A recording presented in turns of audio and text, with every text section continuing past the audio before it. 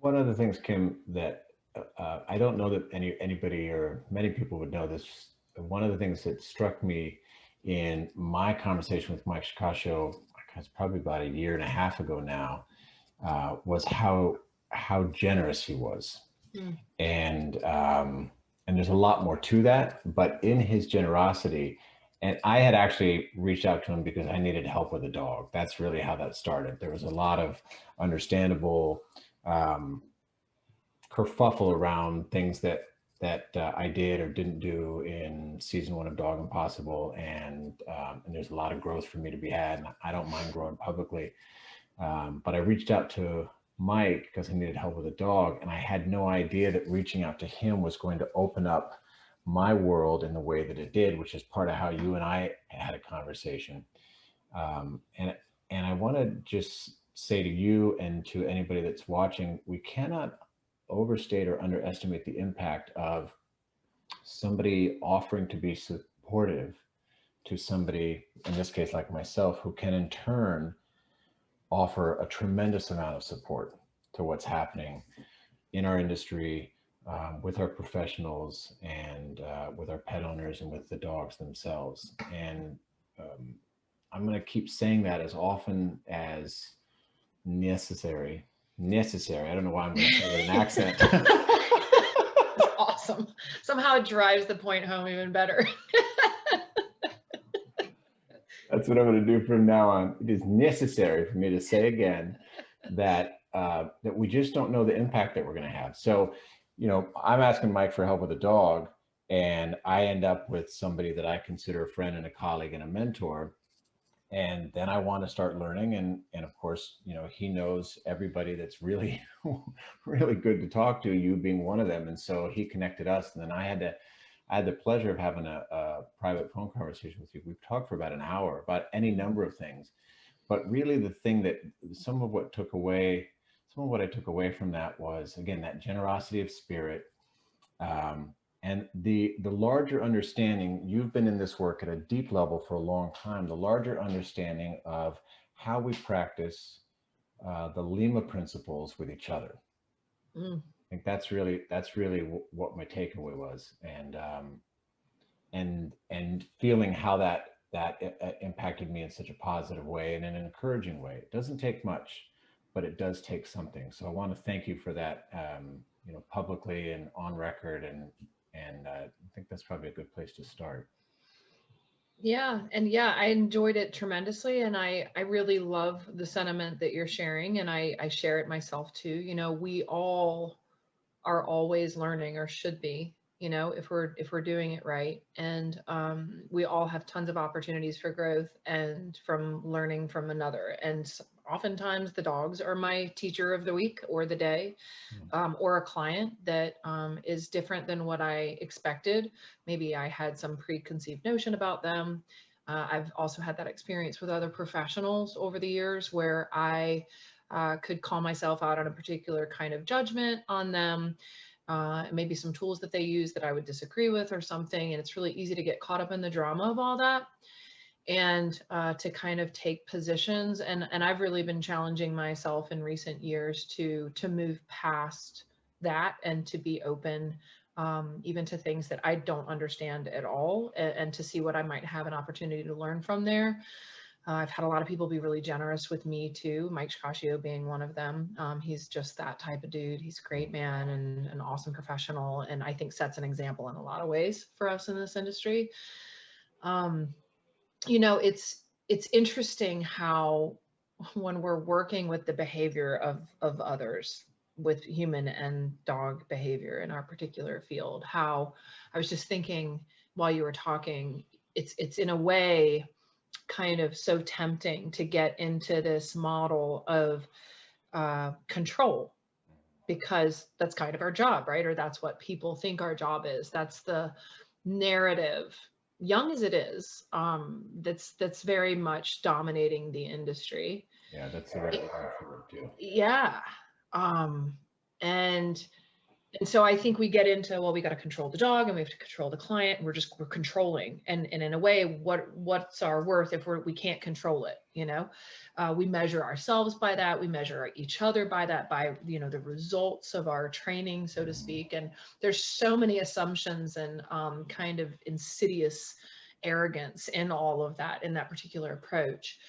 And instead, I think the heart of true change is meaningful change, I should say, because you can definitely accomplish some impressive change through control. But what I would consider meaningful change, the kind of change I want to be a part of, is done through understanding and stepping outside of ourselves and really listening and watching and being willing to be wrong and somehow opening ourselves up in those moments to being able to access all the knowledge that we have and the skills and the experience, but come into it without kind of an agenda. And I think that's tricky. Dogs have also taught me a lot about that. It's amazing how well dogs sense agenda. And it's funny because I was just talking with someone else on a podcast recently about how, like, even if you sit down with a friend for lunch or something and they want something from you, like they want to ask you some huge loaded favor, you're like, what is it? Yeah, what you is can it? almost Like, feel it in your breathing. yeah. And it's so subtle, those little tiny indicators that, like, what's up your sleeve, you know? And I think we've approached changing dog behavior. And then even when we stretched it to, well, we're also training humans, it's still, we're using that kind of operant, I'm manipulating and controlling for the prescribed outcome that we've approved somehow is what we're doing here. And then uh, I'm approaching with an agenda that's not necessarily on the up and up, you know? And again, it's not that that can't accomplish things. It's not that you can't successfully modify behavior, but I think something really important is going on under the surface that can create a lot of problems where there's a little something that's disingenuous and that's not quite authentic when we're doing that, when we have an agenda that is not completely all cards out on the table. And I think dogs sense it. I think people sense it. And I think it degrades the integrity of our work, and therefore impedes our ability to get to the bottom of things. And I was just thinking this weekend, I brushed over this thought a second ago and I just wanted to share it about, it's so funny how powerful the narratives are in our dog training industry. When you think, just stop and think about the timeline with human and dog evolution, coevolution, like 10 to 40,000 years, human beings and dogs. Dog trainers, like 0.1% of that timeline have even been a thing. So like all other species coexist and are able to communicate and like resolve conflicts and change their behavior and adapt to conditions without professional trainers in nature. And then even dogs, y'all, and humans got along for 10 to 40,000 years in like an unprecedented, symbiotic, successful evolutionary love story without professional dog trainers until basically our lifetime. Like just thinking about that for a minute and then thinking what a huge field it is now and all the stuff that's involved in it. It's kind of remarkable. And yet, if I'm remembering correctly, somebody had said to me that only 5% of dog owners in the U.S. reach out for training, professional training. So You know, that's I think I'd wager in the last 2 years that's a lot more though. I think that's gone up. So let's say if we're being really generous, especially with COVID impact, let's say it's 15%, that would be a huge rise. So 15%, and then the other 85%, they're either doing fine, thank you very much, or they don't know that they need help, or they don't know how to access help, or they don't want the help that they see available out there. Yeah. And I think ironically, a lot of the folks we've judged historically in the sheltering world and then the dog training world, like dogs that are living in rural environments with very few parameters and, you know, running around chasing the neighbor's livestock or getting into garbage or whatever the heck they're doing. You know, we see them running down the sides of highways and are tempted to pick them up and rescue them. And honestly, I think those are in general more successful dogs in many situations, not always. And sometimes they are neglected and in need of some intervention, but so often they're not. And so often they're doing really well in their habitat of those more rural environments. But it doesn't fit the marketed pet narrative that we've all prescribed to good families, Yeah. for dogs. Yeah. There's I appreciate the opportunity to speak with anybody in the world that is willing to talk about motive, and particularly in the profession. So, as I continue to examine and practice accurate self-appraisal, not just in my own head, but with the purview of others for context, I can see why. I was just talking with my wife the other day, and she was talking about how compassionate um, she saw that I was with dogs in my early years. And I was also really heavy handed, you know, and I described it, and I don't mean this to be cute because it wasn't. I described it like I was aggressively compassionate, Mm-hmm. and so this thing was true and this other thing was true. And ultimately one of them had to go away. So fortunately for me, in my evolution, I don't need to operate that way. Fortunately for the animals that I meet, I don't feel compelled to operate that way. But if I didn't continue to check my motives, and I may need to check mine more than other people, I think everybody's better off if I check myself. But if I don't continue to check my motives, then I find myself in a moment with a dog, or in a room with a client, or on a social media platform, and I'm saying something that is really about, back to your point about control, I'm saying something that is really about me getting something else. Mm. It's really about me making something else happen. So Mm-hmm. there is an inordinate opportunity to feel good about the results that one can get as a dog trainer. Oh yeah. No, you're really getting to the heart of it, Matt. Like, yeah, I've done a lot of self-reflection on all this stuff over the years too. I feel like dogs are a powerful mirror, uncomfortable even, Yeah. if we're looking. And often the kind of description that we will have of their behavior really is way more revealing about ourselves than it is about them. And I'm curious, right? Like in myself and in others, where does that thing come from about controlling them? Like, what Yeah. is that about ourselves that at the heart of it, whatever methods we're using, Right. I think everyone feels this pressure that's sometimes external. Like we have this industry where we are hired to do a job, which is to Mhm. change the behavior of another animal that is currently misbehaving. And, we could get into the whole kind of pet industry's role in that, in kind of pushing that idea that it's your pet, it's here for you. You just kind of mold them into the clay, form that you want them to be. But I also think a lot of it actually does come down to kind of human ego and the idea that dogs are this thing, this being that tolerates our efforts at dominating and controlling them in a way that is somehow really self-reinforcing. Right. And it's kind of scary, right? When you have Yeah. those moments as a trainer or even a parent. I know you're a parent too. Like I remember those moments as a parent where you see this part of yourself come out, where you feel the judgment of other people on your child's behavior in public, like we do about the judgment of our dog's behavior out in public or with our friends and neighbors. And um, we internalize that. We feel like maybe it's something about the kind of facilitation of that oxytocin loop and the relationship that we have with our dogs that's just turning those same keys that our kids do for us. And we feel like they're this extension of ourselves. And if they're not doing it right, we're failing somehow. Right. I mean, so much really intricate psychological stuff that I think is operating under the surface. And yet that's what's so cool about getting to the heart of it and kind of without judgment revealing some of those things and giving it room for things to be imperfect and to just compassionately meet both parties where they are.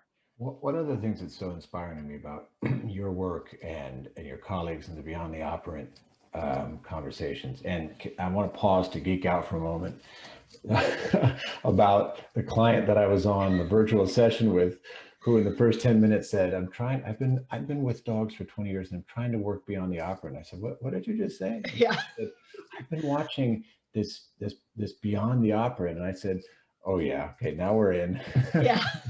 We can have a much deeper conversation now about what's Yeah. happening. It was so cool. I was so happy to have that moment. And I was so happy for you and and the people that you've been doing that work with on your, I want to say podcast, but on these YouTube expressions. Yeah.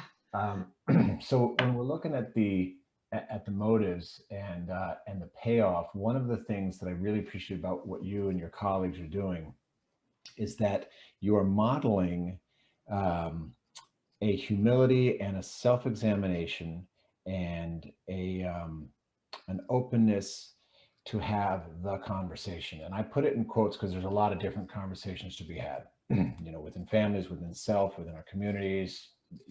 We could, that would be a week long conversation, which we don't need to have. But the point is that as I see, I have to be willing personally, I have to be willing to have difficult conversations. And it's a skill. I didn't have it coming in. I would do a lot of deflection and a lot of bullying and a lot of other things. My son the other day he was saying something, and I knew the answer was I knew what the answer was already because I already given him the answer, but he was trying to figure out how to negotiate with me.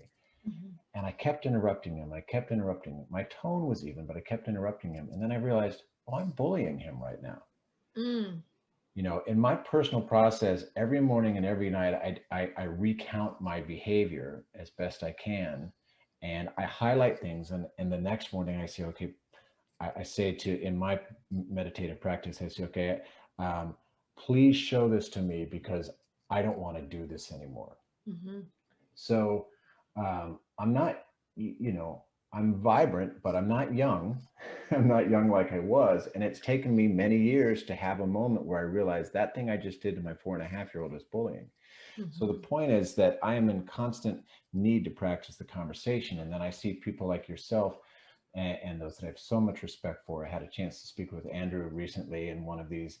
I'm affectionately calling them unpod yourself conversations.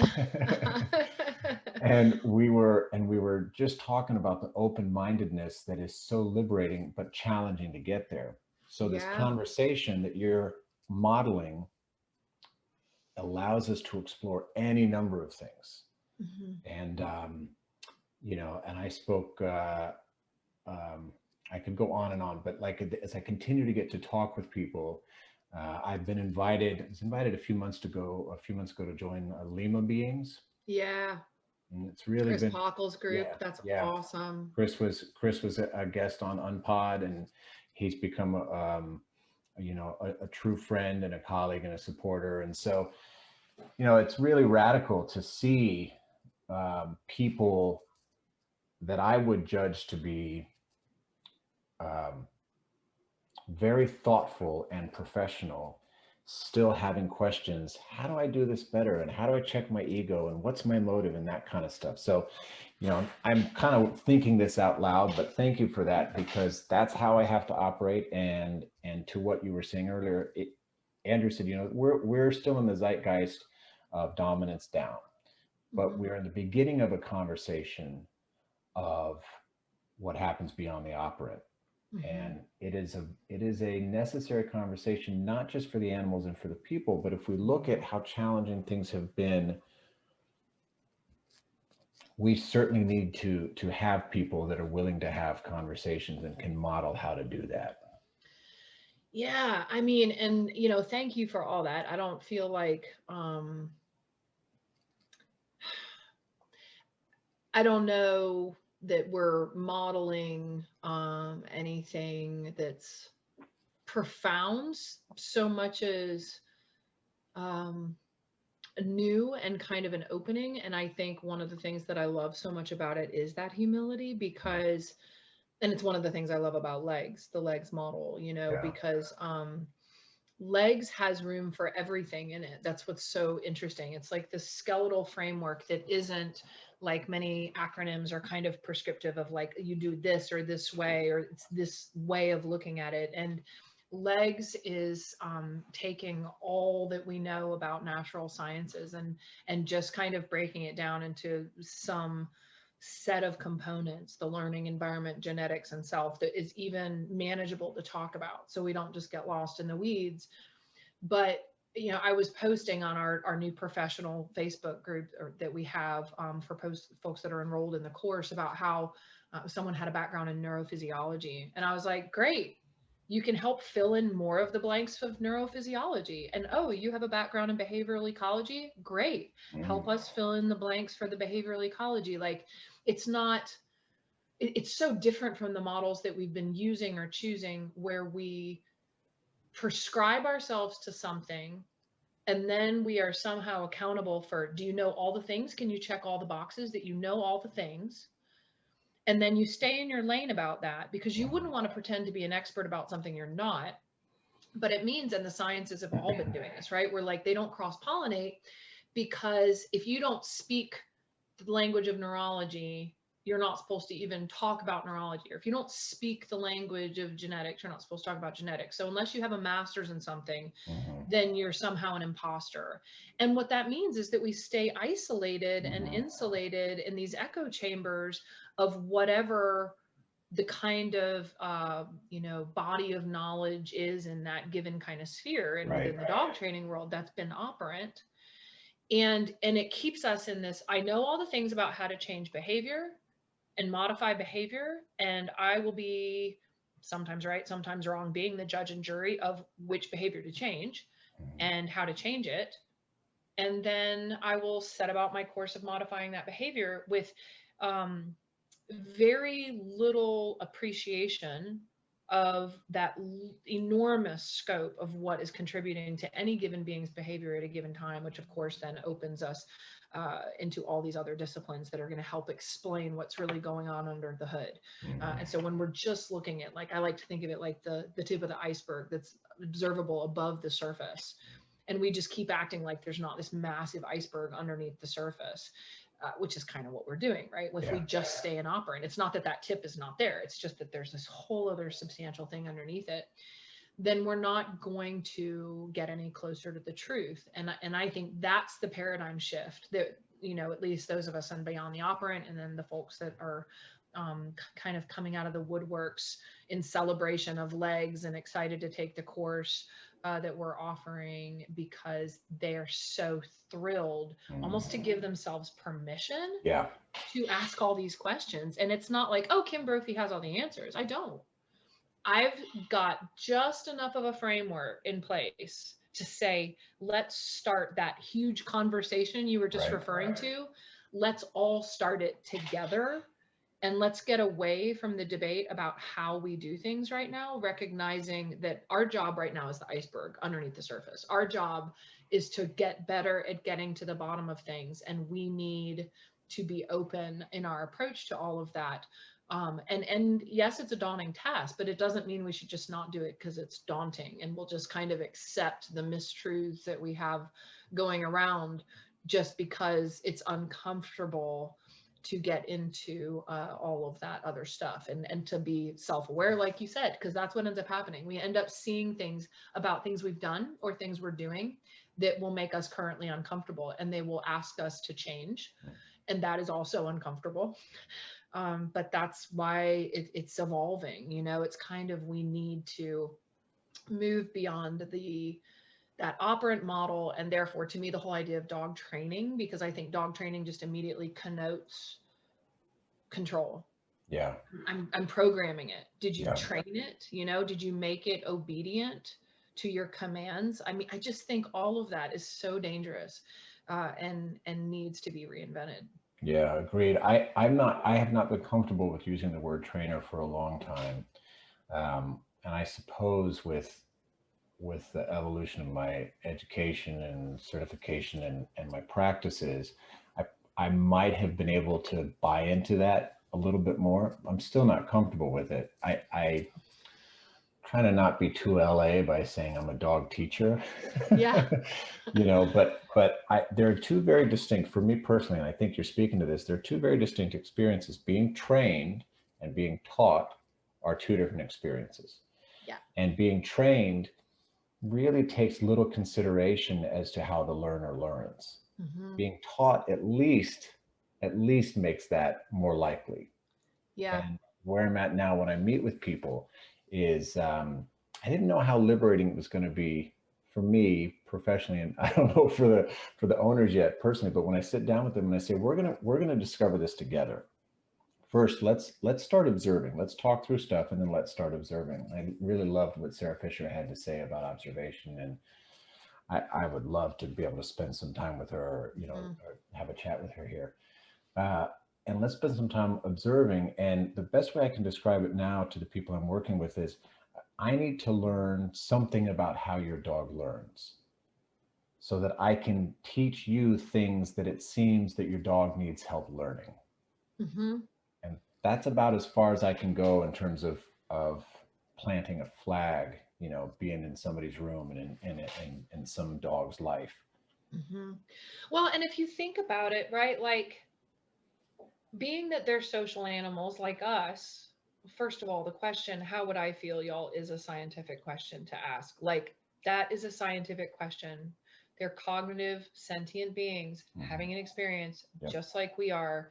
And there's more in common than there is different, as much variation as we have. And so for us to say, oh, well, they're just an animal, we don't actually know that they have like thoughts or feelings or experience, when actually we do have all the science to back that up anyway. It's appropriate to say, how would I feel?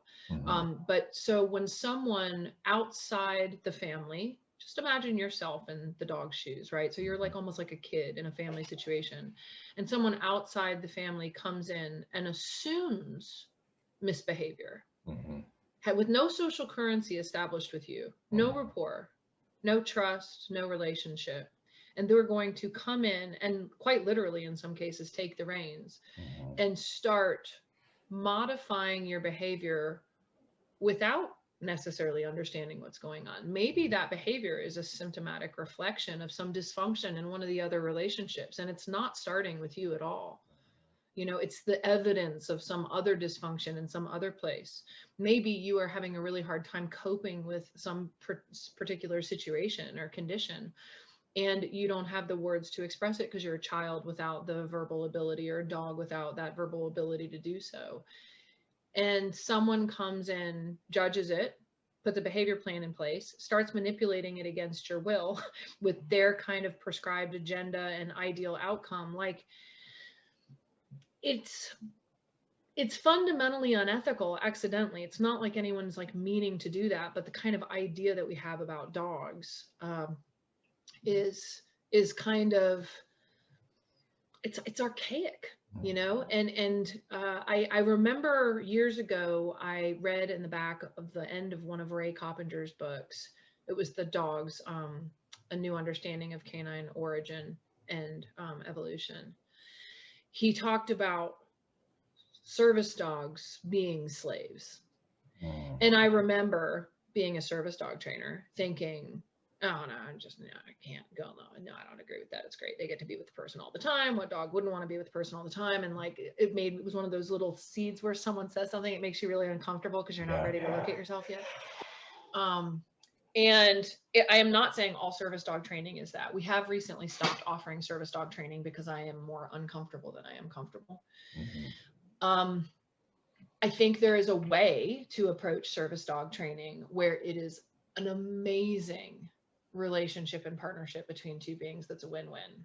I think that probably is actually only like 5-10% of the time that it's really like that. And I think more often than not, it is kind of this representation of the extremity where this being is in service to another. They have a life where their role is to do for another and to do for another exclusively. And there are some different models with all of that. The old school model, especially that Ray Coppinger was talking about at the time, was even when the dog was at home, they were working. They were literally not allowed to do anything unless they were given a command to do it. And then, I watch a show like The Handmaid's Tale, and all I can think about when I'm watching The Handmaid's Tale is dog training. Like, that seems really extreme, but psychologically, it's not that far off in terms of, Aunt Lydia being like, oh, girls will take care of you and this will be so wonderful and you'll have a placement with a new family. Treat, and then I'll slap this on you, or I'll slap this on you. Right. As long as you're compliant, everything will be fine. Step out of line and you'll have hell to pay. It's kind of, that's what we do with dogs. And again, I'm not even saying that anyone's meaning to do that. As horrific as that show is, we could all kind of relate to, on some level, the fact that the people doing what they're doing for Gilead on that show, you know, the people that are doing this to the handmaids, and for anyone who hasn't seen it, it's a horrifying watch, but a really good watch. Yeah. But basically, people have One of sold my themselves. clients is a writer on that show, Oh, really? and it's fascinating working with her and her husband and their dog, because the impact of working on that show directly impacts the dog. Wow. I totally believe that. And that's a whole other story you and I are going to have to geek out on, you know, Yeah. in some other time when people who haven't seen the show are not going to completely lose interest. But, Yeah. you know, we sell ourselves the narrative that it's okay what we're doing. And I guess that's my point, is that the characters on the show have sold themselves the narrative that it's okay what they're doing. It's in the interest of everyone. It's the Right. best thing. You have to do it. It's all they'll understand, kind of thing. And I think we are evolving enough as a culture. Maybe we're devolving in one direction, but I think some of us are evolving enough as a culture that we're ready to have this conversation about dogs and say, you know, we're better than that. And we Yeah. love our dogs more than that. And it does require that we check ourselves and that we really open our minds and get outside of our comfort zone. But I think it's really important, and I think we're seeing the cost of not having done it so far, as behavior problems, severe behavior problems, are just exponentially increasing nationwide. And the responses to those behavior problems seem to me to be generally limited and predictable. Mm-hmm. And yeah, there's a couple things here. I definitely want to address. So we talk about it here, and so it's said the concerns that myself and others have for what's going to happen to the pandemic puppies that had no support through no fault of their own and are now expected to behave. So I want to flag that, and then I just want to also say that it's kind of skipping me. So we might jump in there, and then I'll come back. There was something else in what you said. When we're looking at Washington Post just did a piece, and Dee Holt was interviewed. I think she was interviewed for that piece, and she said she's got 65 classes a week going right now. Wow. Right, and that they're all full, and that these dogs come in. I'll use a golden doodle for example, because that's a pretty common one. The golden doodle comes in. It's now 9 months old. It's got next to none of the support that it needed, and through no fault of the owners necessarily either. And the dog can't even be in a class, let alone learn anything, you know. And us being, we're not going to know the impact of COVID on all of us for a long, long time. When and if we actually are able to, willing to look at it squarely. But what we do know is that it's possible and likely that the impact of not connecting with each other the way that we normally did will lead us to certain impulsive behavior. And so what I'm setting up by that is that being a results-oriented society and having a dog that is jacked, that needs help, and having, you know, one's own emotional response, conscious or otherwise, to coming out of COVID, like in you know, some of the cities that I've been in, for example, things are opening up, and it's not a slow ramp up. By the way, you know, people are like, and go, you know. So with all of that going on, there will be a fervent desire for quick fixes for these dogs. And I think there is a troubling darkness ahead, because we know what quick fixes look like.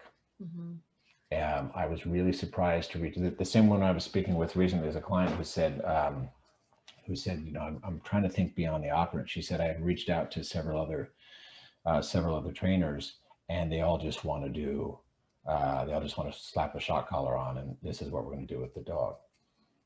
And I thought, man, I didn't know that it had become that.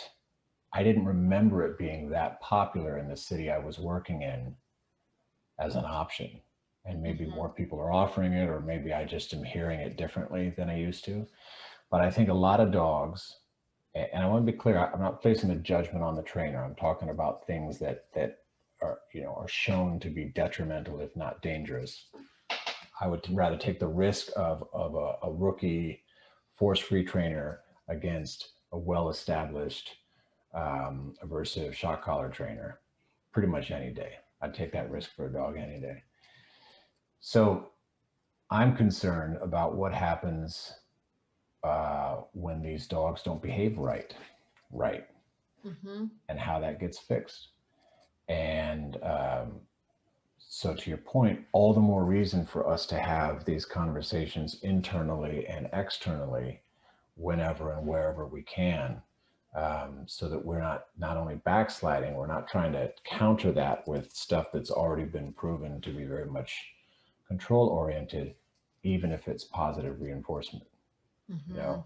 And I, you know, kind of sacrilegious, you know, having been a crossover trainer, and you know, I feel a little bit careful about that, about saying that. You know, and your point earlier, this is the other thing I want to say, Kim, that the how would they feel? I've been asking that question for a long time. Haven't been doing that, haven't come up with the right answers to support the dog many times, but how would they feel? And even to be told, like people I really respect, we can't know what they think or feel. Okay, all right, well, I'm not a scientist. I can't prove any of that, but it doesn't mean I shouldn't be thinking about it, you know? Right. And it doesn't mean that we won't know. I don't even think that's a true statement. We can't know. Well, there's no science to that. We don't know, or we don't know in a way that's quantifiable, or in some other ways, but it doesn't mean that we can't know. Well, right. And I think, you know, we could go down tons of rabbit holes of philosophy and whatever here, yeah. But like the, you know, you ask a given person how they're feeling, and half the time they don't really know. You know, if I'm trying to figure out how you're feeling, it's really hard for me to know because you're another person. Yeah. And frankly, animals' behavior, because they're cognitively a little less complicated, is more honest. You know, yeah. In some ways it's more apparent what's on their mind, what their concerns are, what their needs are, if we step outside of thinking of them as other, and we recognize that the basic needs of every organism are the same. Things like safety being the most important motivator for every given organism, right? Like safety first before anything else, before, you know, food acquisition, before, you know, shelter security, resource security, other relationships, etc. Like first thing is I have to know that I'm actually safe. So like just even starting there, let's assume we know nothing else. Right. We know that all animals are trying to survive. That's not an assumption, that's evolution, right? So we have plenty of science to back that up. Just because we don't have a recent study that says we measured that dogs' need for safety could be expressed by this particular behavior and, you know, whatever. Like we don't have to reinvent the wheel all the time when science gives us a lot of really good information. So if we can just start with a basic tenet like that, and then watch and listen and meet that animal to see what are they doing. I love Andrew Hale's discussion of relief.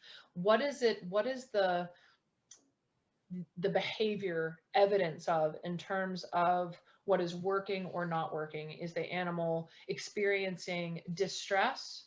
Are they just aroused by something? If so, can we understand more about maybe the neurobiology of arousal and why that happens in the first place, and what's happening in the body, and then what the brain can or can't do in those given situations? And there's tons of human analogies that just help us meet compassion and say, oh, right, when I was in that situation, when I got really overstimulated, I couldn't think straight. I remember that. You know, when someone was pressuring me and giving me lots of instructions while I was just trying to get my bearings in a given context, that was really frustrating and difficult and annoying. Or, you know, when I have certain emotional reactions to things from maybe things that have happened to me in my past, I'm not choosing those feelings and the responses even that I'm having. I might have, you know, increased heart rate and blood pressure, and I suddenly feel really angry at whoever I'm sitting across from. And I know they didn't actually do anything, but I remember the rage that I felt in my body beyond my own conscious decision-making and control.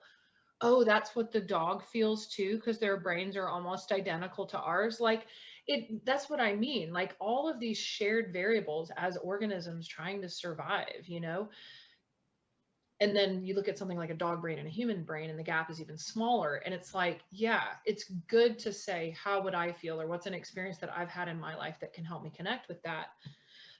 You know, and talking about other professionals, like there's a lot of things that I think are very confusing right now in the industry with methods, and there's so much judgment going on. Yeah. And I have been watching fallout on both sides for a long time. I feel, frankly, at this point, that there is, in some cases, arguably as much risk with a positive reinforcement trainer as there would be with a shock collar trainer. Mhm. And, you know, just to kind of spell that out, it's kind of, you think about something like the punishing nature of confusion.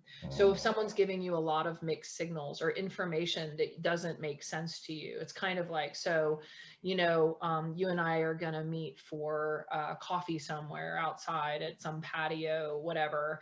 And before you sit down, I'm like, Matt, I need you to walk around your chair 3 times for me before you sit down. And you're like, I'm already a little bit uh, troubled. yeah. I'm having a visceral response to that right now. Why, Kim? Matt, I just need you. Look, I'll give you a cookie. Actually, I got $100 bill here for you. Would you please walk around your chair 3 times?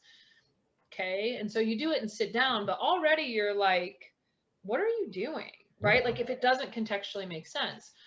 And I've had this conversation with a few other professionals lately about like, you could make a case that a really, really well skilled shock collar trainer Yes.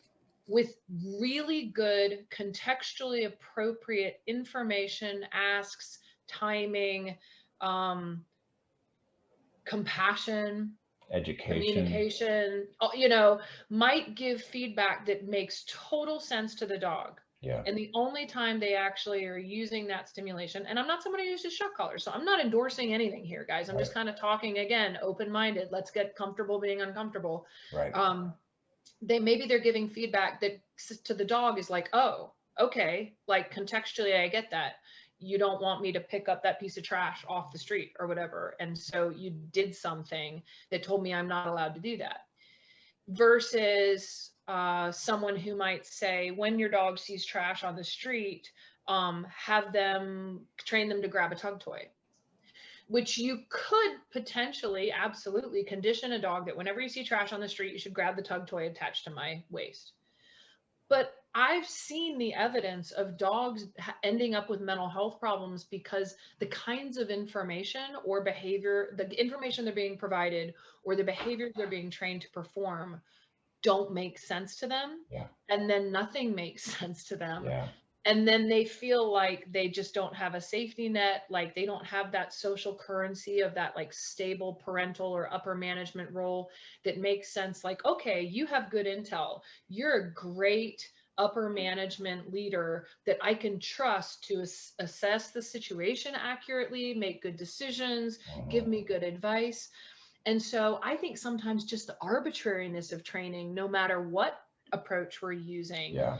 is massively invasive and problematic for dogs. Yeah. Yeah. Agreed. Yeah. That's beautifully said, and I'm glad you said it because I got to still mind my P's and Q's. So um, there's a colleague of mine that I've got a new colleague, a tremendous amount of respect for, and I can see in how he works, and a lot of respect for the level of his education as well. I can see it in how he works. Um, it's exactly what you described. You know, it like you can see a scenario where this would seem appropriate to the dog, and it would be contextual, and it would be informed, and it would be measured and intentional, and all of that without even needing to go to the actual shock. Yeah, that's a really important point about the confusion of it. I'm in a lot of homes where whatever training was happening beforehand, the dog is just doing something because it's supposed to do it. Mm-hmm. And I will ask, well, what is it that you want in the sit there? Well, I want the dog to settle down. Okay, so let's just some capturing and shaping. I bet that dog knows how to settle down. Yeah, okay, so let's dig into that because you just hit on something that I think is really interesting that I stumble across a lot. It's kind of hard to explain, so bear with me. But Sure. we have this abstract notion that dogs can't possibly operate in any way, shape, or form without our constant direction.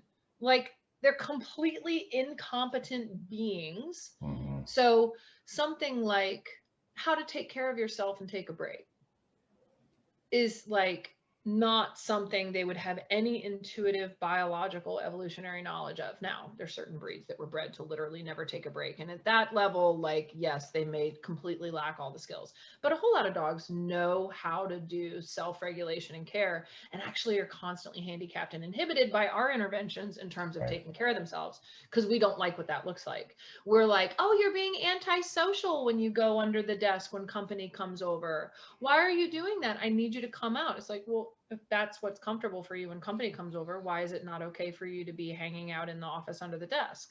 And you know, I've noticed in general the kind of overtraining phenomenon. Like people feel like wherever they are, they need to be giving the dogs instructions all the time about like what to do next. And constantly practicing, kind of putting them through their paces because they're so dumb they might forget if we don't remind them and do it 30 times. And frankly, my experience has been that dogs are actually really logical and perceptive. Hold And what, that thought right there. It's such an, I'm so sorry to interrupt. Somebody's knocking on my office door. okay, Come on in. All right, we're working it out. yeah, Yeah, life. life. So will you please repeat that last sentence? Because I was getting distracted myself. Yeah, yeah. So, but the idea that like dogs need to be told what to do all the time, as opposed to us kind of guiding and informing and giving them advice about things or another, where maybe we know more about a given situation than they do, but we really do tend to approach the relationship with this arrogance of like, you have no clue, you have no natural affordances that would prepare you to make, you know, any decision or, you Right. know, think your way out of a box. And frankly, dogs can be really good problem solvers. And we sometimes just judge what that looks like for them. So when they're doing things that make sense to them based on their biology and their natures and their experience, we might judge that as incorrect, and yet that might be the most appropriate thing and the most functional thing for that dog in a given situation. And the idea that they just need to be told what to do all the time, like you said, you know, someone might say, I want the dog to relax when company comes over. Actually, this is one of my favorite. I'm going to pick on a lot of people with a really abstract, indirect thing, Yeah. meaning the place thing is one of my number one like beefs in a variety of behavioral contexts, because I feel like it is so overly rigid and prescribed for dogs. Like we're going to make the dog relax by sending them to their station, and then we're going to make that like a behavior that we can use for a variety of different context, which absolutely you can. Like you can get some really impressive behavior change by using a place. But I think it's so limiting of the dynamic social behavioral intelligence of the dog, to say the way that you participate in this situation is to go to that spot and stay there Yes. instead of, like you're saying, free shaping and capturing. I would way rather say, oh, that arose for you, that's fantastic, that's a great idea, you're so smart, you know. And sometimes I might get them started with something like, why don't you come over here and chill and lay down for a second, just like Yeah. take it down a notch, right? And maybe even, but through my modeling and suggestion of that, then they're like, okay, I can reset, and then maybe I can try again. Like it completely depends on the context of the behavior. And I'm not at all endorsing the idea that we just let dogs figure everything out on their own. As a matter of fact, I'm To a be pretty fair. big critic of the blanket choice and control thing. I feel like the unparenting model is no more helpful than overparenting. But there's a lot of situations where dogs have what they need to take care of themselves, where we take that away from them because of all the interventions with the kind of captive lifestyle they're living. I was in a home recently. Hey, tell me if you can hear background noise. Oh, I'm good. I can't. I can't hear Okay, it. good. Yeah, you must Um, be able to. I was in a home, just got to visit somebody's home for a party. uh, with, it was a big bucket of crawdads, Louisiana party out here in Texas. It was really Mhm. something. I'm mostly vegan, by the way. So, if I go, I'm going to go all in on something. Uh-huh. So I walked in and there's this beautiful retriever that's there, that's just right by the door. There's a lot of activity. And I generally don't, I almost never touch a dog without permission or without getting a read. But I'm standing there at the front door and I'm watching the activity and I'm looking at this dog top down and I think, this dog's standing awfully close to me considering that I just came in. Crouched down, I can see the terror in this dog's face and it's just stuck there. So I touch to see if I have consent. I have consent. I do some chest rubbing.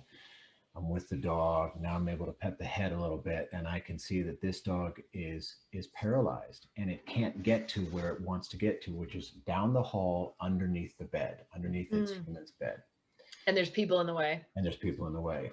Yeah, and it was one of those. I was so glad to be there in that moment, and I was so glad to know what I know and to have learned what I've learned along the way. Because 5 years ago, I might have been compassionate and I would have been aggressive about what had to happen, right?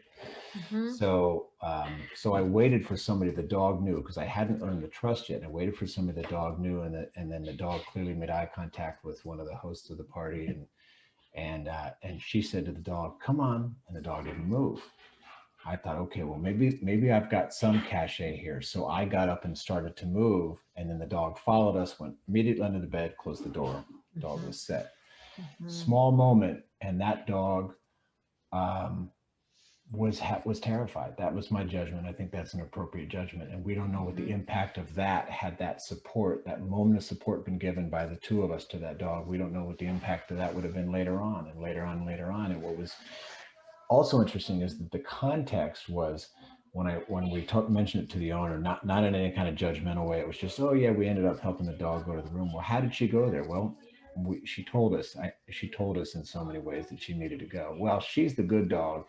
It's my daughter's dog that's the problem dog. So the good dog is the one that's not acting out impulsively, aggressively, et cetera, et cetera. The good dog is the one that's not actually getting the support. Mm. Hmm. You know? Right, because it's not the squeaky wheel. Yep.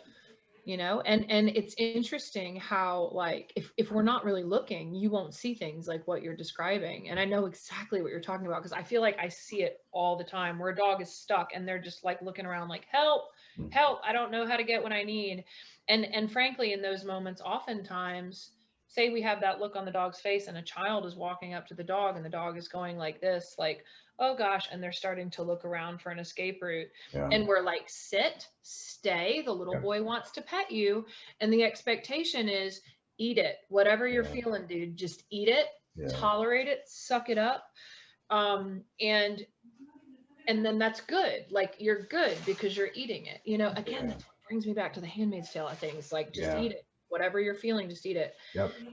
Um but being able to say, again, how would I feel? And look Yeah. at those behaviors and imagine, instead of overthinking it like it's a dog and they're just some, completely alien species we couldn't possibly relate to, like, how would I feel in this situation? And, kind of looking at what they're looking at and where their body language and their orientation is to Mhm. say, do you need something in that direction? And if you perceive there's a bunch of people in the way, can you guys scoot over for just a second so this dog can get down past you, down the Yeah. hall? Um, that's the kind of stuff that is, it's novel, and it's not really rocket science if we give ourselves permission, right, to look at stuff that way. But that's why I think that we do need a paradigm shift in the field, away from dog training and towards mediation, which then the whole tone shifts to, you have multiple parties, usually multiple species, multiple parties, and you're Yeah. like, I need to help them all meet and understand each other and for everyone's needs to be met. Yeah. And it's not about like, free the puppies and just let them do whatever. Like, I am all about boundaries, I am all about respect and appropriate behavior for the given context. Mm. But you know what, the funny thing is dogs are already right there too, right? Like, they're social animals. No social animals survive in nature without also having that social education about how do we work together so that everyone survives and gets along. And we need to dial back into all of that and be able to meet them there. I think, unfortunately, because the social psychology piece got demonized by certain figures in the dog training Right. world, we've kind of lost that bit. Right. But when we work with clients under the family dog mediation model, it's so palpable, the relief that they immediately have session one of, oh, okay, good. So it doesn't matter, like, if they do everything I tell them every single time I tell them to do it. It's like, where did we ever get the idea that that was realistic? But yet people come in and they're embarrassed to say he's Yeah. not 100% compliant. Yeah. Yeah. But neither am I. I mean, Is anybody? And I hope it never will be. Right? I hope I That's never live in sad. Gilead. And I don't want my kids to be 100% No. compliant. I want them to be critically thinking. I want them to have ethics. I want them to have an appreciation for boundaries and parameters, because they understand that as another social animal. And dogs are right there. They are ready 99% of the time to meet us there, unless they themselves have a kind of genetically based behavioral dysfunction that we humans bred into them, which has bottlenecked their ability to resolve things naturally.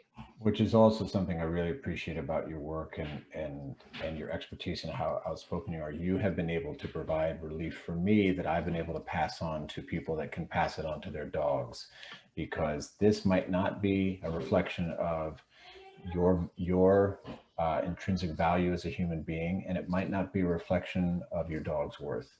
This might be a behavior that has to do with something that is well beyond us. Right.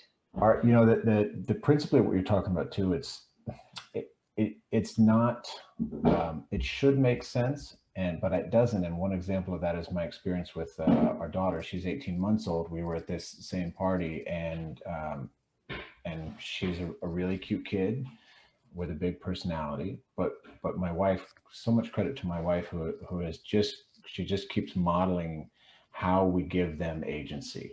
To your point, we've got to set up boundaries. No, you can't go down the stairs on the banister. Not a good idea. No, I don't feel like going to the ER tonight.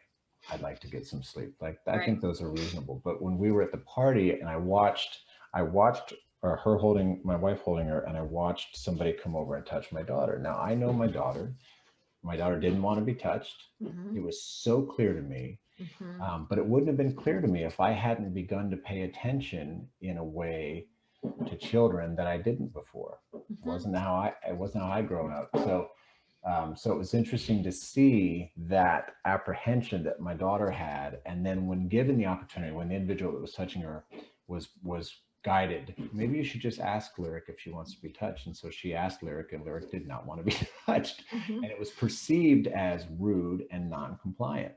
Really? Yeah. Okay. So I'm sorry I touched you. Hang on just a sec. So I'm sorry I touched you in the first place, but now that I'm asking, you're going to let me touch you, right? Uh-huh. Okay. I have to pause there. Yes. All right. So I'm still learning it, and it's been, I was really glad when our couples therapist said, oh, I can see, Matt, why you're not touching your children first, that you're using your voice instead. I can see how that parallels with your experience with dogs, and you're trying to be respectful. And my wife said, oh, okay, so I guess chalk one up for the dog trainer on that one.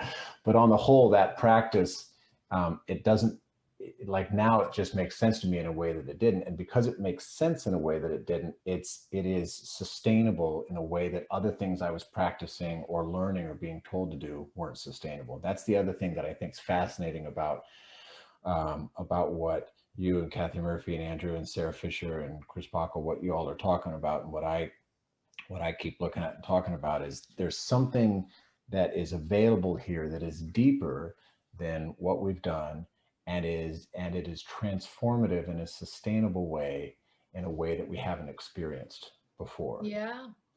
And I think, we're scared of the leap, right? We're scared of letting go of the control, which makes sense. And actually, just to kind of go down a Kathy Murphy inspired minor rabbit hole, the brain's job, as she's helped me to appreciate even more, being to anticipate and predict. That's the brain's primary job, or one of the brain's primary jobs. Um, and so that lends itself towards, well, then I want to, if I can predict, then I want to control, right? Like we want the security and the predictability, even in this world filled with ambiguity. Or not even ambiguity, but just a lot of variation. You know, we want to find the patterns in it, and there are patterns to be found, but like it's really easy to go too far down that road and be like, okay, so it needs to look just like this. I actually had a really cool experience this last weekend. Your party story reminded me of my own party story from the weekend. We had about 20 people over. First time since COVID that we've had a big get together, because all of my husband's old friends from high school, which I also knew back in college because he and I dated 20 years ago, we had all of them and their children over. And this is my, the first party for the dogs since COVID. Mm-hmm. And for one of my dogs, we're not really big party people anyway. So for like one of the dogs, like first party really. And the dogs haven't met a lot of little kids, particularly two of them just haven't had the opportunity. My kids have been older for a while. And two of them, when they did meet toddlers for the first time, were like, oh my gosh, what is that? Typical dog's never seen a toddler, mutant human being, move suddenly, impulsive, etc. But they'd had a good controlled first experience with a toddler before.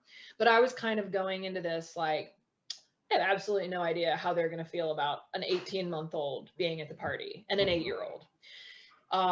And so I started out just kind of setting everything up for success. They have an off-duty office here where we'll kind of put them, and that way people can come in and I can stand at the gate and just free shape and reinforce them for just settling down and kind of adjusting to the whole scene. So we did all that at first. And they actually got over that initial hump pretty quickly, and so joined the party. The toddler showed up after that initial hump, and I was prepared to use my safe space again if I needed to. But surprisingly, the dogs were like, oh, little person, and like walked right up to her. So I'm free shaping the tar out of all that. Like, you're doing great, dogs. Awesome. Amazing. And the mom says to me at one point, she's like, sometimes she can be a little grabby with hair because we're working with that with our cat at home. So just so you know, and do I need to do anything? Which was great. So we had wonderful parent communication. And I was like, no, as a matter of fact, I know that none of these dogs will actually bite her, but I can guarantee you that 2 out of 3 of them will show their pearly whites and do some dramatic communication should they be grabbed. So if you're not opposed to that clear communication, I'm not opposed to it either. I will advocate for the dog if the dog's uncomfortable. I will advocate for your child if your child's uncomfortable. My dogs, I can see now they're comfortable. They're not going to bother her. So we can just kind of see how this goes. And there was this beautiful moment I wish I'd had on video, because their kid is super cool and very intuitive and aware. And so she kind of approached the little dog. She had food, so the little dog was all about it. Like, little kid's got a sausage in her hand. What's not to like about this? And they had this nice little interaction, and then the girl kind of testingly is like petting her, and then grabbed a little clump of fur and just held on. And the little dog, my little dog Prim, turned around and went, and just did this, like, no harm, no pressure, minimal even contact, just a lot of dramatic teeth flying around. And the little girl went like this and didn't cry and just thought about it. And the rest of the night, the communication between the two of them was perfect. And the little girl was much more like, putting her hand out, would you like to come up? Never pet for too long or grabbed. And they had an understanding and this great little interaction after that. But we would, my point to the story is, we would call the child grabbing bad, as opposed to like, oh, let's talk about it, or like, let the dog do some communication and informing of that too, right? Because there's nothing like that real life lesson when the cost of it is low. I'm all about like low cost, meaningful, natural lessons. Yeah. And for my dog, a lot of people would have said that's a bad behavior and you should punish the dog for snapping at dramatically the child. Yeah. And, I'm sure you do a lot of this too, but the education of clients about, like, they don't speak English. So the way that they communicate is through behaviors and through these ritualized displays.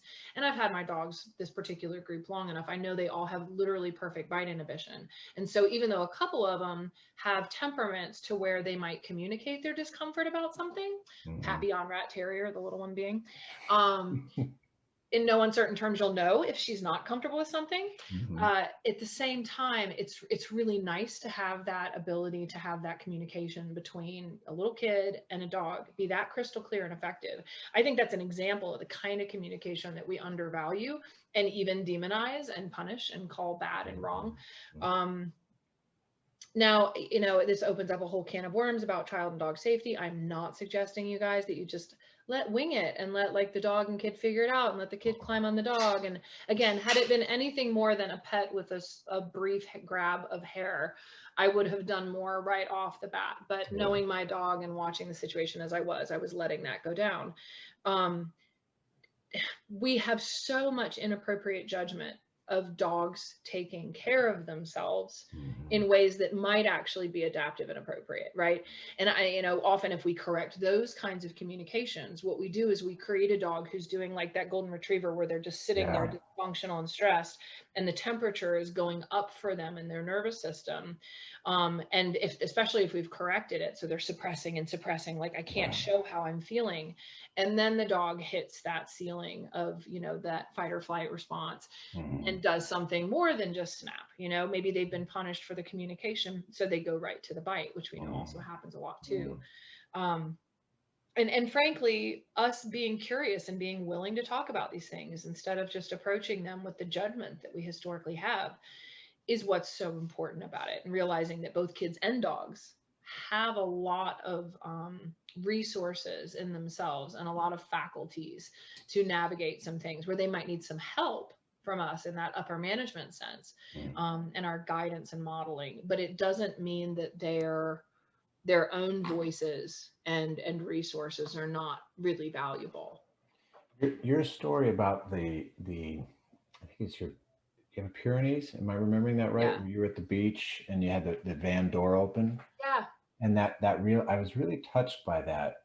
Um, I got some feelings about it right now. That you went through the process, and then if I'm remembering correctly, well, I'm a trainer, and the dog should be getting out of the car, and you waited, and it was about 15 minutes, and then the dog was ready. It was a morning a couple of weeks ago, and my wife had asked me something, and um, I'm butt tired being a new parent and having moved and those kinds of things just happening, and I didn't answer. I literally couldn't think.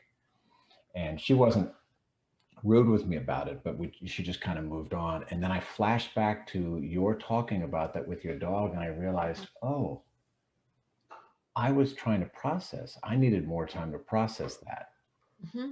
And until I had that realization at that moment, I have judged and defended that moment where I'm trying to process, but I don't know I'm trying to process. And I'm Right. judging it to be something else that's attributed to some other kind of undesired behavior where I'm withholding or I'm not engaging or I'm brooding or all those kinds of things Right. I have practiced also. But it was a profound, very personal, quiet moment that came out of that conversation that you shared.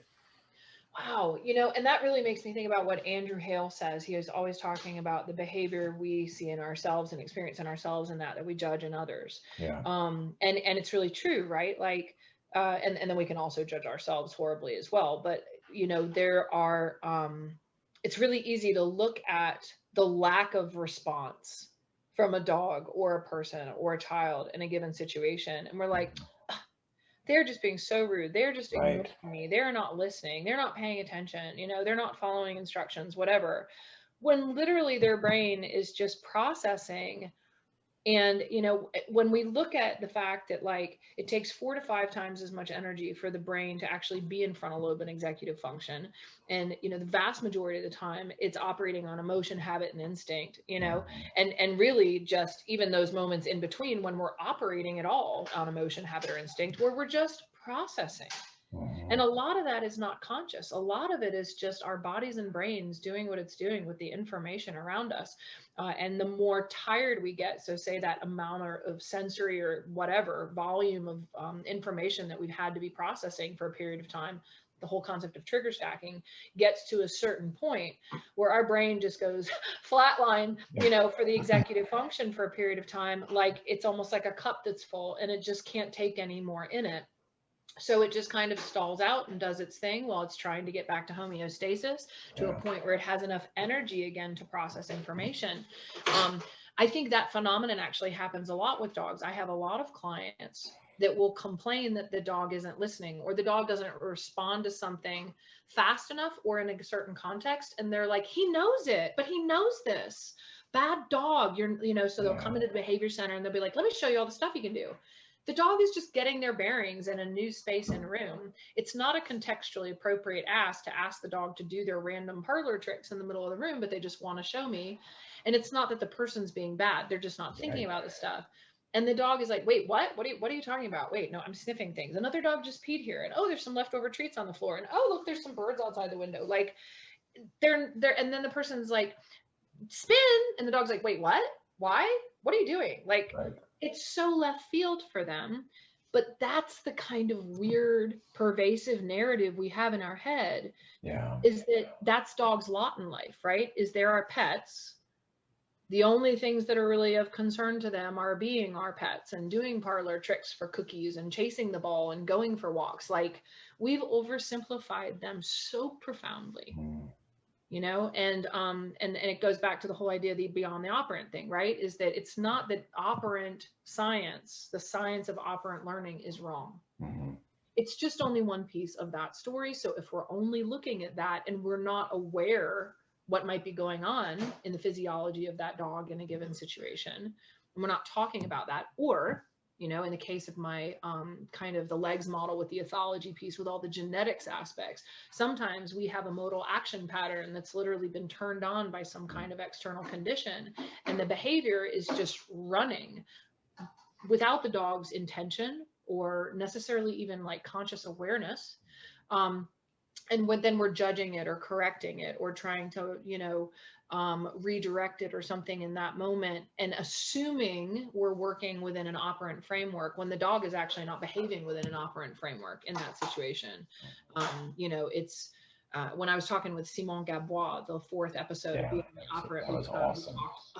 he's amazing. I love talking with him about all that stuff because he, brings in new words for concepts that I'm already working with and wrestling with. He sent me down a long rabbit hole looking at Gibson's work on affordances and the whole idea of like, what am I naturally equipped to do, not do, perceive, not perceive, etc. Kind of defining those limitations and opportunities that they bring to the table on the front end. But you just think about it, when we stay in that operant lens, it's so easy to judge if everything we're doing is intentional and executive. Yeah. That's a real different story. And yet I think trainers are still stuck there. Yeah.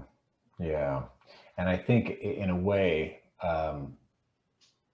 and I want to take a moment to give a shout out to the trainers that keep grinding, that really, they're good intent, and they are acting in good faith as they understand it. And it's not their fault that I may be the 6th trainer. I don't look at the previous 5 and think of how they failed. I think what's happening for this individual who's called me in. What did they understand, not understand? What can I bring that might be supportive?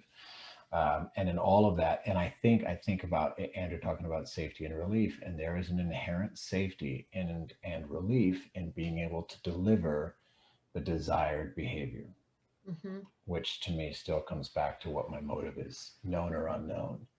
Yeah, right. And for us, all of our kinds of motivations can sometimes conflict with the dogs. And this is a small bit of a tangent, but I just wanted to say, based on what you were offering a moment ago, how many trainers I give credit to, similar to you, for really sticking with it and grinding and working and asking tough questions. And I have a couple colleagues that are with me on this journey right now of just looking everywhere, looking in places we haven't looked before, just really getting outside of our own comfort zones. And I've been listening to some podcasts with some trainers that are not in the circle of folks that I've known before, because they use some tools that historically I would have had some judgment with. And frankly, I have gotten out of this one particular one some incredible insights that are all about the dog's experience and what their needs are, and really meeting the dog where they're at.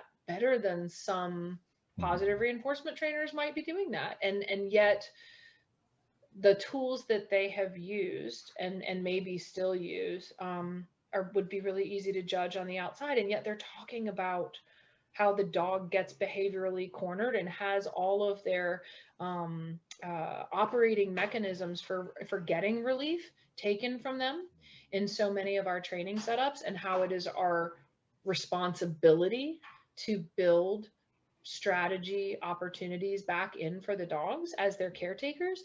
And I just love that. And it's really been humbling. It's making me much more ambitious about the hope that L.E.G.S can be a framework that everyone can rally around, because there's no fundamental judgment within L.E.G.S about how someone's approaching behavior.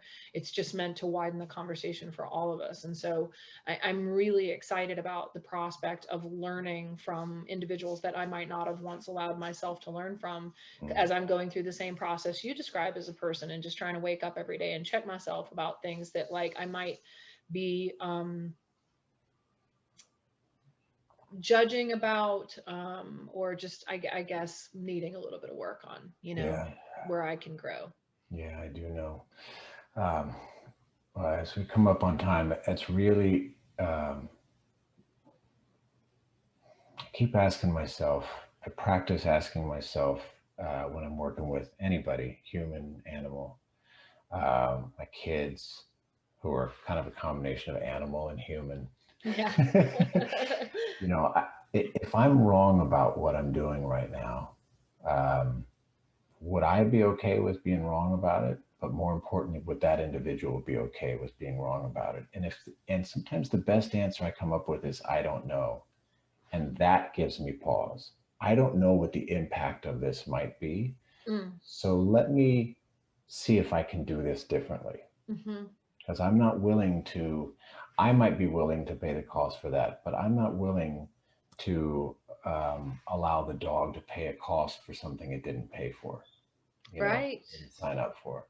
Yeah. And that just kind of keeps me in a safer place to work. And I so appreciate talking with you, and I'm sure I could keep talking with you, and I hope to keep talking with you. I'd love it if you're game to send me the podcast info, and then also the stuff that Simone sent you. If you'd be comfortable sharing that, I'd like to take a deep dive down another rabbit hole.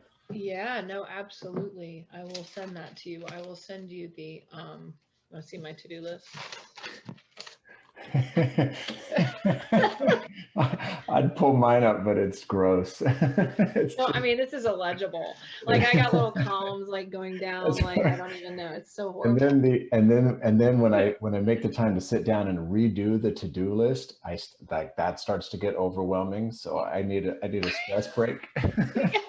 Yeah, it's crazy, and it just keeps growing, and they're all the little things, and you're like, did I do that? I don't know. Did I do that? But yes, I will add that to the crazy fun list to send Matt the links to the Simon Gadbois, the guy with the affordances thing. Yes. Yeah, okay. Definitely. So the conversation, I think if it's even possible to put a button on this, this opportunity to have the conversation. I don't always like the conversations. I don't like having the conversations. I don't like how I show up in the conversations, but I am never not better off for having been willing to have a conversation. And that's the spirit and the practice and the modeling that I so appreciate about getting to talk with you and, other people, Kathy, and these people that I haven't met yet, but I think of them on first name basis because they're people that I refer to. The two chickens, chicken A and chicken B, same brood. One exhibits overt stress behaviors and no internal impact, and the other no overt behaviors. And when we measure it, internal impact, and then my first thought, and I presented that to a client, was, oh shit, well, now what do we do? Well, now we pause and we ask, what do we do? Right. And we start a new conversation, Yeah. Well, and that's the beautiful thing about this moment, and like, I don't know where any of this is going any more than anyone else does, but like, we have a real opportunity here. I don't want to miss it. I want all of us to keep lifting each other up and being like, the important thing is that we're asking, not answering. Yeah. you know, and yet there's a lot of really good nuggets just in the asking, you Yeah. know, that are already coming out. And the people, have you joined the Facebook group for the course yet? No, it's on my to-do list, Well, when you do, but I got to get in. so fun, Yeah. Matt, to see what people are saying and what's brought them here and all the different Mm. backgrounds that they're coming from, and Mm. the relief that you can already feel that they're just like, oh my gosh, I'm so excited about this course, and the fact that we're talking about this stuff, and I've Yeah. been frustrated kind of in the boxes I've been in. And I think the question is how we're going to hit the mainstream. And I do think I don't know what it is, but I do Yeah. think you have a very valuable role there because you It's, have a mainstream following to reach the masses yeah. where, you know, a lot of trainers are just invisible to the Yeah. masses. So if Yeah. Matt says it, Yeah. I agree, and I feel very privileged to have that position as I'm looking at the squirrel that's jumping off the roof onto the tree in front of me, never falling, no, never I, falling. small side note. Hmm? Have you seen the dude on YouTube that's the NASA scientist who builds the obstacle courses for the squirrels in his backyard? No, no, I got to check that out. Add that to your to-do list. I If you put will. nothing else on your to-do list, put that on your to-do list. My stepsister, she's an astronaut. She just got back, and so I'll have to ask her. I'll check this guy out, but I'll have to ask her. He's so smart. He was one of the dudes who helped build the thing that ended up on Mars, the little robot or whatever. Mhm. He's an inventor, engineer, whatever. And because the squirrels were raiding all of his bird feeders, he set up, you will not, I can't even Okay, describe it. cool, I won't even try because I'll just fail. It cool. is the coolest obstacle course, and it's just all into like the squirrel behavior and what they can and do with and what they can't do and how good they are at solving problems. And it's absolutely mind-blowing. Oh And if yeah, I had any mad yeah. skills to invent, I'd put a squirrel obstacle course in my backyard. That would be radical to check out. So I have this platform that's it is amazing, and it's unique, and it's challenging, and it is incredibly privileged. And so to arrive at this point in my life and my work in conversations with the kind of people that I'm getting to talk with, I don't think any of that's a coincidence. Yeah. You know, I think that there is a purpose, and you know, I'm here to serve it. And so that's why I keep talking about and sharing what I hear and passing on, and yeah, it's really special to be a part of and to be in it. And I think the thing, because I'm going to go volunteer at our local shelter here soon, so I'm going to step out. But the thing that I feel as you're talking about this is I'm excited, and I'm excited about being excited again. Mm-hmm. You know, Mm-hmm. um, that is, to me, I can't think of anything that better exemplifies the spirit of science than curiosity and excitement. Right. What are we That's what going it's to about. find? What do we not have to carry anymore? And Mm-hmm. you know, and how can we be of service? Yeah. Wonderful. So excited. Let's stay in touch with everything that's happening because actually Yeah, please. there's a million other little things that I could talk to you that are about that are going on that will find their little time and place. But there is a lot happening, and I feel like we just have to continue to all work together. I'm so glad Yeah. you're going to take the course because that'll keep you right in the middle of the whole Yeah. conversation. Yeah. Me too. Me too. Awesome. Thanks, All Matt. right. Thanks, Kim. All right, Talk to take you care. later. Bye bye. Bye.